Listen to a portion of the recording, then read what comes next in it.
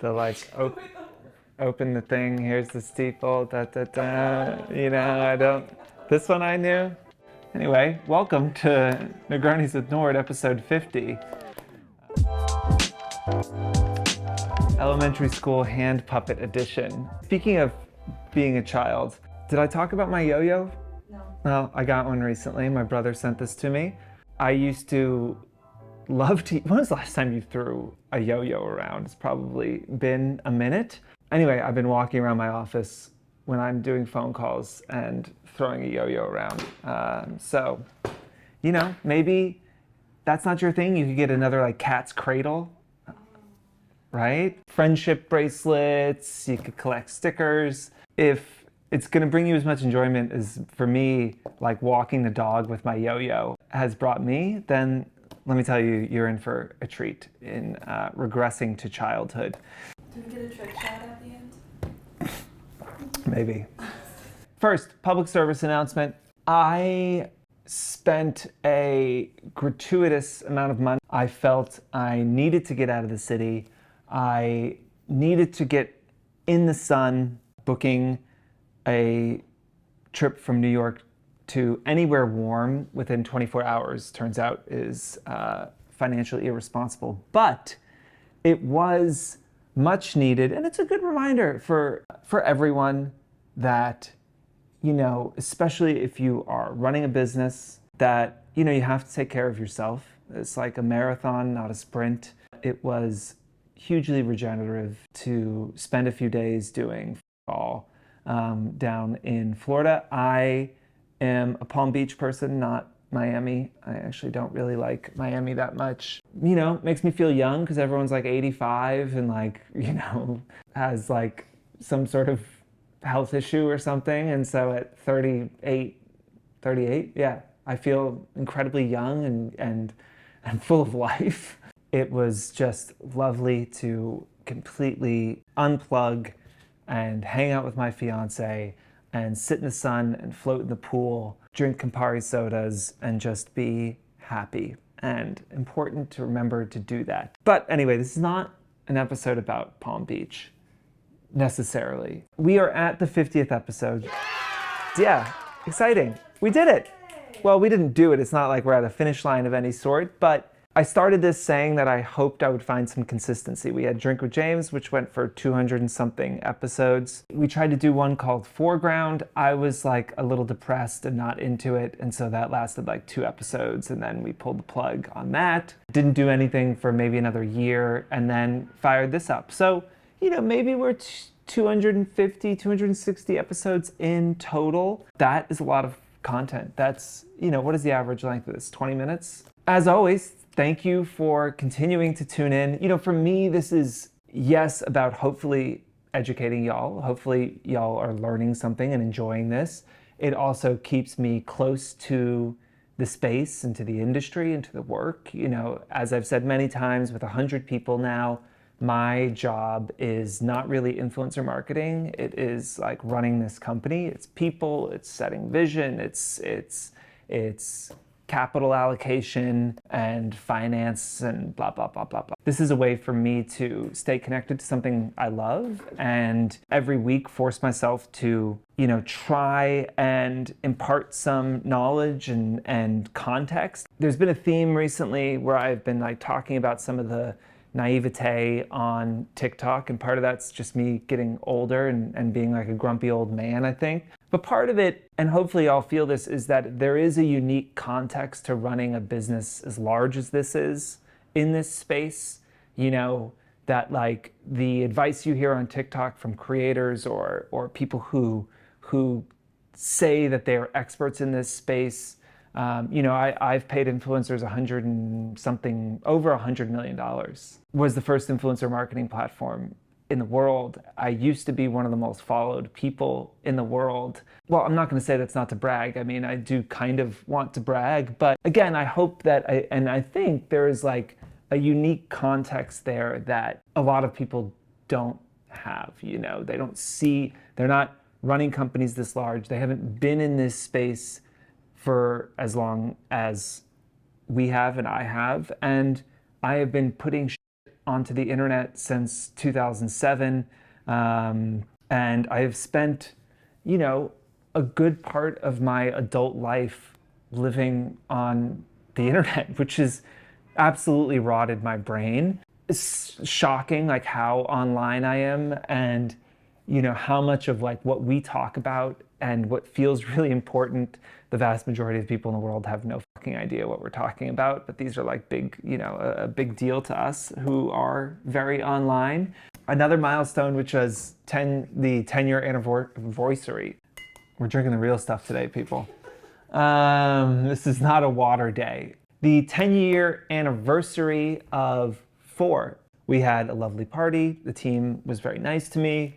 Got to celebrate. I got to give a toast. It is natural to kind of look back after these milestones and think about what you've learned. And I think part of the reason you would watch a show like this or watch me speak is that hopefully I can help you see around some curves, see some blind spots, avoid some mistakes that I had made, to feel like it's going to get better. I mean, I just had a conversation a couple of weeks ago with an entrepreneur who, is like a few years ahead of me as far as like where his business is. And it's really inspiring to talk to people that are on the same road as you, but further ahead, and to think like, okay, the things I'm dealing with, like, I'm going to get through those things.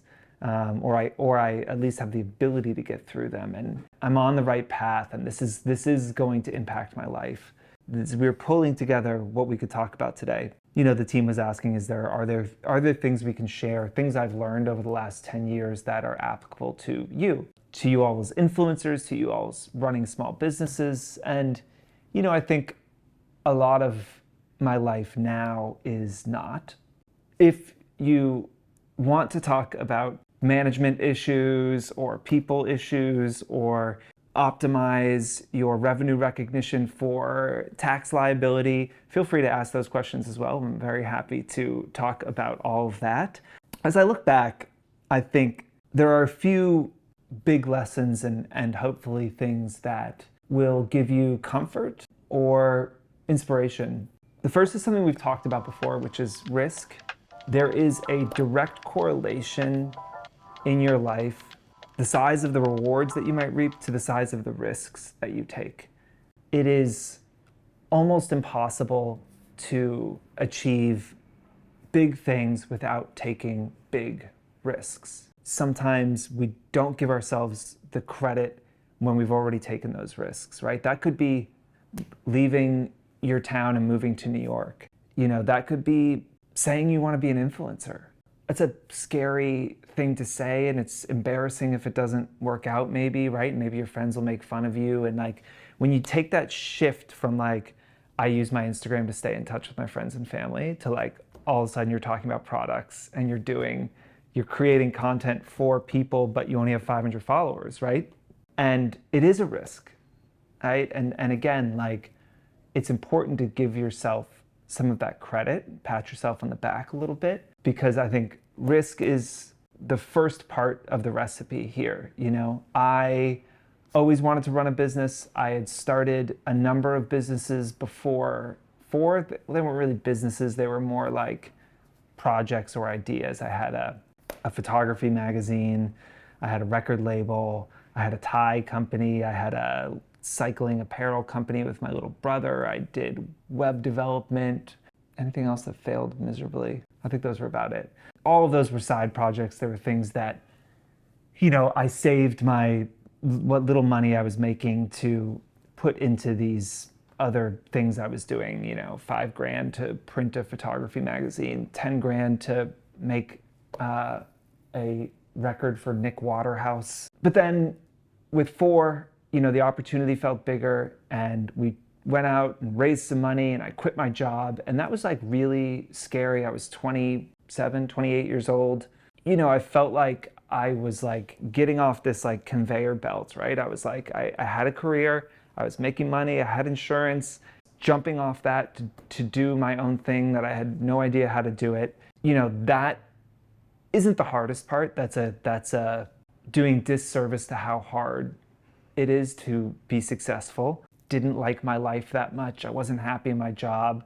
Well, if this crashes and burns, like I probably will end up in a better place than I am right now. I'm also privileged to know that I was never not going to pay my rent. Not everybody has that. And so for me, it didn't feel like a big risk, but it was, right? Before you take the risk, you also have to be able to spot an opportunity, right? I had a Tumblr following.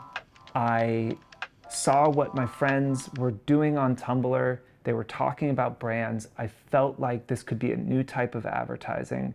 I actually pulled an old email out from like 12 years ago. I emailed someone saying like, I think my co-founder Rich and I, we may have stumbled upon a new kind of advertising. And I'm like, I think we're gonna start a company to try and do more of this. And I think brands are gonna want to work with people like myself and my friends who were putting stuff on the internet. And I was deeply entrenched in this niche community, which was people that publish it to the internet, which was a much, much smaller community than it is today.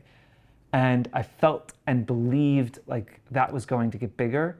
And then so I think like being curious and being able to spot opportunities is a big part of that, right? Again, it's something that makes the risk feel less risky. Another thing about all the side projects and the stupid little companies I did is that it helped me understand what I was good at, what I was bad at, but also started to give me confidence that like I was correct at spotting opportunities. If you've ever had that feeling where like you have an idea and then a couple of years later a company comes out that does that thing and then you're like, oh, like yes, I was right, you know? And that happens a couple times and you start to think, well, maybe I'm actually good at spotting opportunities and coming up with solutions for those opportunities. And so, you know, I'd had a few scenarios like that, or businesses I wanted to start and couldn't, or businesses I did start that I was not good at running, but that like the thing I was doing ended up being successful. I mean, the record label I had, that kid, Nick Waterhouse, you know, he ended up going on to be pretty successful. He got signed to a major label. It made me feel like, okay, I heard this kid's song on the internet. I reached out to him, asked him if I could help him put out more music. We did. I didn't have enough money and I was incompetent. I was like 24 years old. You know, when he was like on like Leno or something years later and he had gotten, you know, quite successful, I felt like, okay, I was right about that. And that makes me feel more confident about taking the next risk because like I do have that ability to see opportunities, but as an influencer, it's saying, oh, this type of content doesn't exist, I wish it did. You know, something new or different. And again, the ability to spot that and feel confident enough to take the risk to go after it is really important. I'll keep this list fairly short. The last part is probably the most important, which, you know, your capacity for suffering has to be huge. I think no matter what your business is, if you're an influencer, you're starting a clothing brand, whatever you're doing, it is going to take longer than you think to be successful, and it is going to be significantly harder than you think it's going to be. Even in the case where you look at other people's success and it seems so easy, I think that's something we're seeing more of on TikTok, right? Where 2-3 months of creating content, you're at hundreds of thousands of followers, right? And it feels really easy. Getting to 300,000 followers in 6 months, not the goal, right? It's like building an actual sustainable business, something that allows you to, you know, be challenged and continue to grow and live a fulfilling, interesting life while making a living that like supports you and allows you to do the things that you want to do, right? That's the goal. 100,000 followers, 300,000 followers, 50,000 followers doesn't necessarily help you reach that goal. So what you want to build is sustainable success that you can bank on for years, hopefully decades. It is going to be incredibly difficult.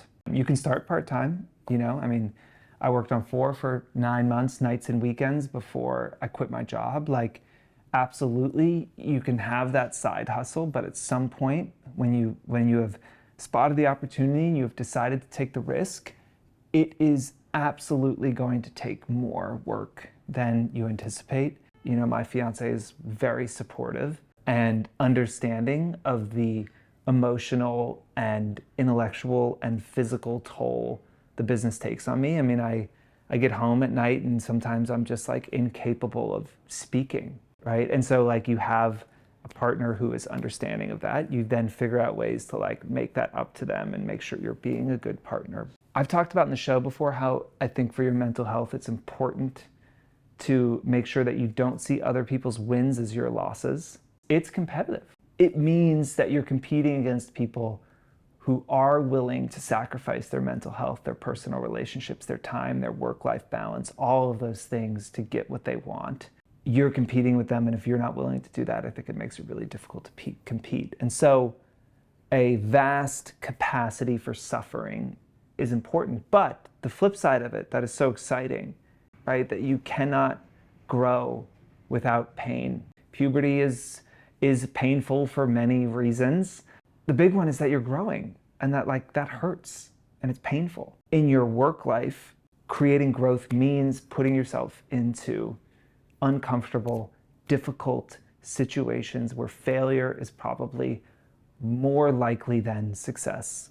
Getting comfortable with that is a fucking superpower. Ultimately, we don't get to do this over. Looking to run your own business, if you were looking to do something for yourself, the sooner you make that decision and it no longer becomes a decision and you just do it, I think the sooner you can get to a place where it's happening. I feel so blessed to wake up every day and love what I do, to be able to look at the last 10 years and the next 10 years and see a lot of opportunity and growth. And I hope for any of you that want that, that you were able to achieve it. And I hope if you don't get there, at least you try. Next week, we can go back to talking about influencer marketing and I can answer your questions. But thanks for sticking around for the first 50, and we're excited to see where the next 50 episodes takes us.